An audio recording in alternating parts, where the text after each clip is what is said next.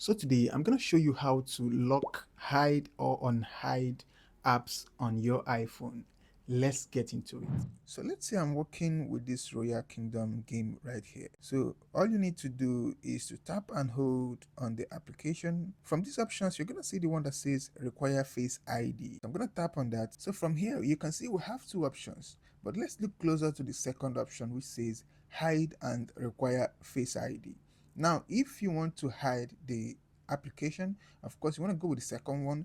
But if you just want to be seeing the application while only require your Face ID before the application can open, of course, you go with the first one. But in this video, I want to hide and require Face ID for this Royal Kingdom game. So I'm going to tap on the second option that says hide and require Face ID, and I'm going to put in my Face ID right now. So let's go.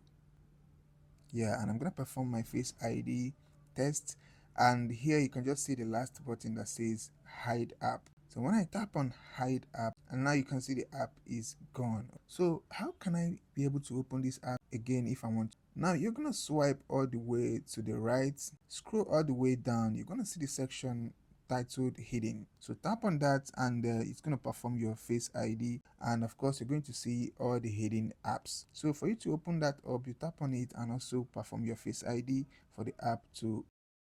But I'm going to close that up. Now for you to unhide this app, all you need to do is tap and hold on the app, and here you can see the second option that says don't require Face ID. Of course, you're going to tap on that and also perform your Face ID test, and boom, you can see the app is gone. But you will notice that if I go back to where I had the app before, the app is not there. So how are we going to get it back here?